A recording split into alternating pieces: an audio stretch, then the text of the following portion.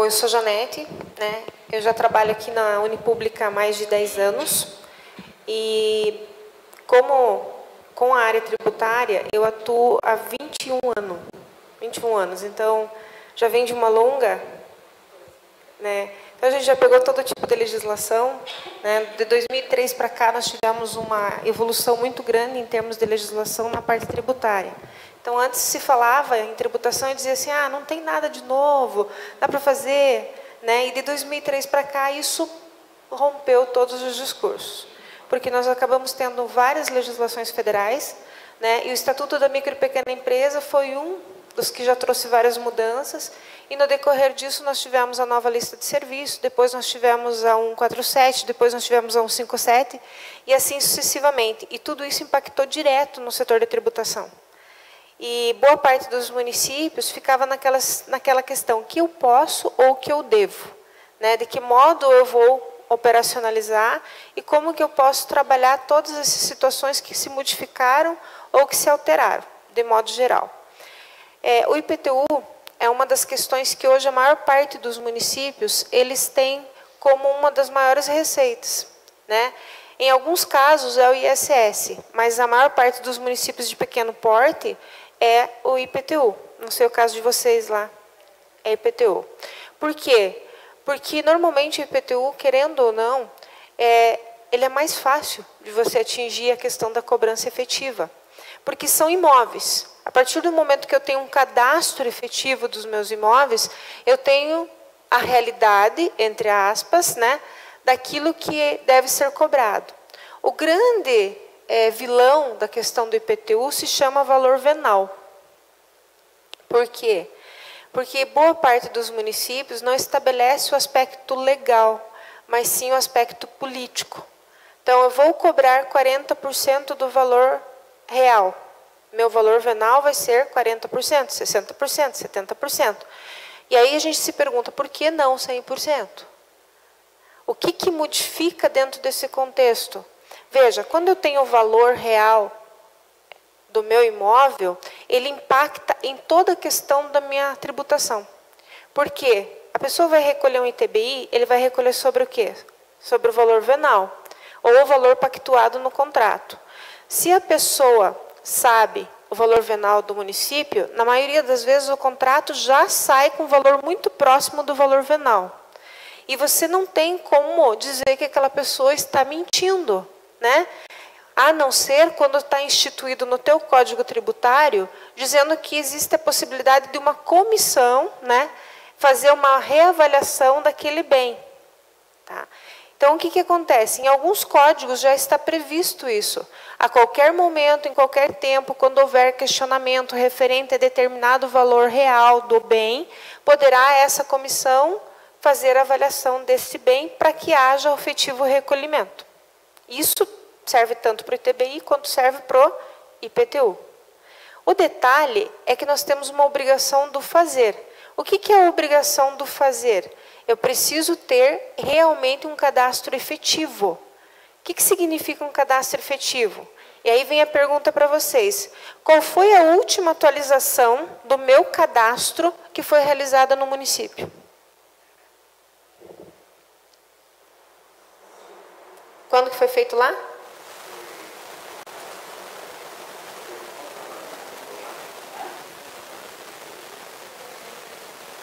Em 2005, aqui. Não, quando o senhor não estava? Foi 2015.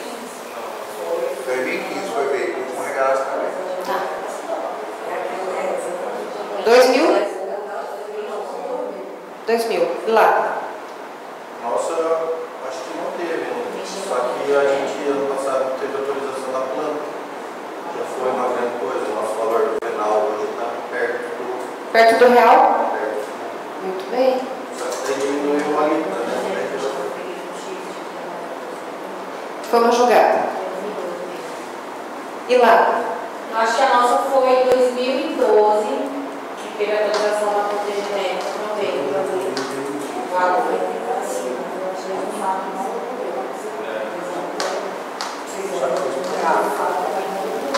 Agora, a gente tem uma coisa lá, para você ter ouvido, ele não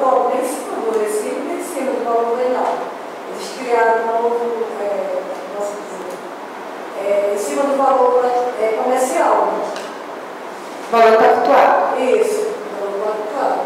Sim. É que, na verdade, a legislação de TBI fala que tem que ser em cima do maior valor, né?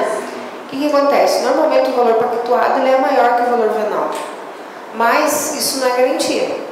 Às vezes o valor pactuado ele pode estar muito próximo do valor venal. Por quê? Porque se eu tenho conhecimento referente aos valores do município, eu não vou fazer essa questão.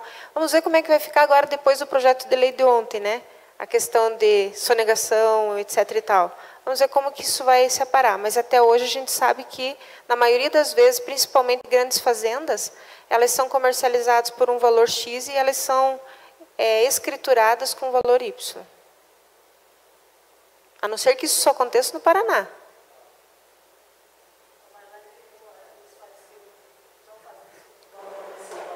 Ok. Vejam, se nós fizermos uma atualização, seja em 2000, seja em 2012, seja o que for, o que acontece? O cadastro não é simplesmente eu pegar e dizer assim, eu vou fazer uma reformulação cadastral e eu vou fazer uma atualização daquilo que eu tenho. O que acontece? Eu tenho essa atualização necessária de todos os dados. Finais de semana, normalmente as pessoas constroem, não constroem? Todas as obras, elas são realmente emitidas alvará e tudo mais, sistema de fiscalização constante em campo, que verifica que aquele imóvel ele está sendo construído e que ele vai lá e notifica? Quando o proprietário vai já para pedir autorização, tudo através de denúncia, né? Quando alguém vai, denuncia, a vizinha está fazendo uma construção, que está mais pra cá, aí o fiscal vai. Mas assim, tipo, não tem como. Ou denúncia ou pedido do proprietário. Essas são as duas formas que normalmente é o mais usual. Agora, eu poderia ter um fiscal de obras em campo? Sim ou não? Sim. Agora, se eu não tenho essa informação, só vai vir nesses dois meios que você falou. Ou a pessoa solicita o alvará, ou existe uma denúncia efetiva de algum vizinho, alguma coisa por causa que está fazendo barulho. Normalmente é por isso, né? Está incomodando. Daí você está incomodando, então eu vou denunciar que daí de uma vez vai. Detalhe, quando eu faço essa questão do cadastro, eu tenho que olhar tudo isso, gente, né? Qual que é o grande X da questão? A facilitação tecnológica que veio agora. Porque antes eu tinha que ir casa por casa, fazer todo esse aparato, pessoas, né? Então, as pessoas iam nas casas, faziam medições dos imóveis, faziam a verificação do documento, se estava correto, se não estava correto, né? Hoje, o que está acontecendo dentro desse processo?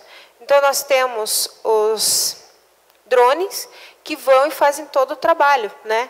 Então, hoje nós temos empresas de georreferenciamento que eles simplesmente fazem esse trabalho que nós levaríamos em 3, 4 meses, eles fazem em 15 dias.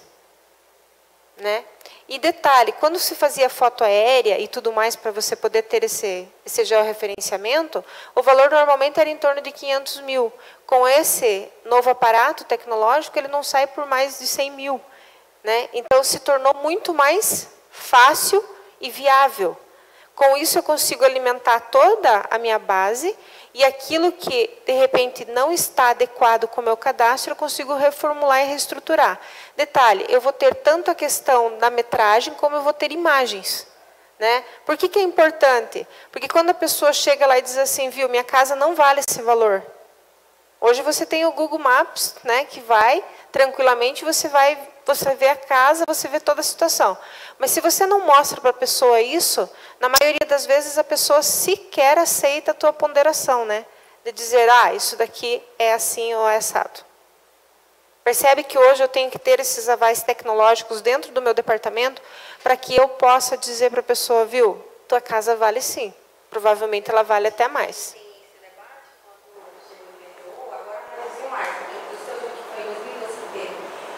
Lá reclamar que o imposto estava muito alto, então a gente tinha que abrir todo aquele dado da base de cálculo e a gente explicava, olha, ele é baseado no valor venal que o município ele cria, né? Através desse risco. Aí vamos supor que a casa dele vale uns 250 e lá está avaliado em 80, né? Olha só, tirar de 180 mil, mas se eu fosse vender sua casa hoje por 80 mil,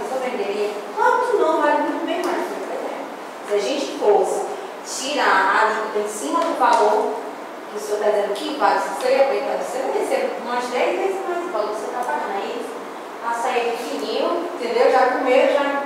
Então, assim, era onde a gente conseguia explicar para ele a situação do valor real. Dói para nós, contribuintes, e para isso, na visão da gente, como servidor. Mas na hora que a gente vai explicar a situação, aí eles acham nosso perfil caro. Todo mundo acha caro quando tem que pagar, né? Na verdade, é falta de conscientização, né? Porque eles não têm essa visão. Meu imóvel vale tanto. Eles acham que tem que pagar menos por um valor lá embaixo. A hora que a gente explica, que você explicou que você vende por 80 mil, não. Exatamente. Ele já se retrai, né? E a grande questão é o comparativo. Quanto que eu pago de IPVA? Sem reclamar. Quantas parcelas eu consigo pagar IPVA? Quanto por cento de desconto me dá o IPVA? Quanto que eu pago da minha casa? Né? E detalhe, né? Se eu não pago o meu IPVA, o que acontece com o meu veículo? Então, tem todos esses detalhes que a gente traz, às vezes, para uma discussão que é importante. Mas, voltando, então, o cadastro é fundamental para que a gente possa aumentar realmente nossa receita, tá? Porque, por mais que, por exemplo, você esteja atualizado lá o valor venal, como diz você, diminuiu a alíquota, né? Aumentou o valor venal, diminuiu a alíquota. Então, provavelmente teve um aumento, mas não foi aquele aumento significativo. Foi isso? Foi?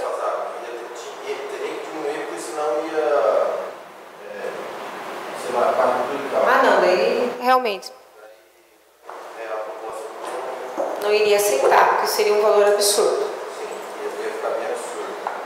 Porque estava muito defasado, onde valia 80 e estava 5 mil. Nossa. Era desde 97. Eu lembro que acho que foi uma moça que teve no outro curso, né? Nós dois no passado, eu e outro colega. Sim. Que a gente falava desses mecanismos mesmo. Eu posso aumentar a base para que eu possa cobrar o ITBI e eu posso diminuir a alíquota. O que mais agora influenciou foi o ITBI. O ITBI dobrou. Por quê? Porque o teu valor real foi lá em cima, né? Quer dizer, se estava 5, agora foi para 80. Então, quer dizer, toda e qualquer comercialização que se dá, ele coloca em cima desse valor. Isso, gente, impacta violentamente. Aquilo que ele falou, a partir do momento que a gente faz esse dever de casa, é muito grande. Por isso que a gente tem que desassociar essa questão do político pro técnico. Tá? Por quê? Porque o político quer sempre colocar o valor venal o mais baixo possível. Não quero ter dor de cabeça com relação a isso. Agora, a grande pergunta é, esse valor que eu arrecado, ele paga tudo que eu preciso fazer com relação a esse orçamento? Né? Por quê? Porque as pessoas querem o quê? Eles querem que a rua esteja organizada, que o lixo esteja coletado, que todas as coisas estejam organizadas. Esse custeio paga, né? Então, sempre nós temos que perguntar essas questões. Se paga, ok. Na maioria das vezes, nós vamos ver amanhã a questão da taxa do lixo, a maioria dos municípios está pagando 80% do valor do serviço para poder fazer. Gente, não pode. Legalmente falando, não pode. Por quê? Porque se trata, e eu vou falar isso amanhã, mas se trata de uma taxa. Taxa tem que ser... Tá? É uma prestação, ela tem que se pagar. É diferente do imposto aqui. Quando a gente está falando do IPTU, a gente está falando do quê? A gente está falando do imposto. Então, quer dizer que esse imposto, ele vai ter determinadas ferramentas que vão dizer para mim o valor que é atribuído. Agora, quando é uma taxa, é o valor que realmente é gasto. Esse é o grande diferencial. E aqui nós temos um problema. Porque a maior parte dos carnês de IPTU, eles têm mais taxas lá no carnê, não é isso?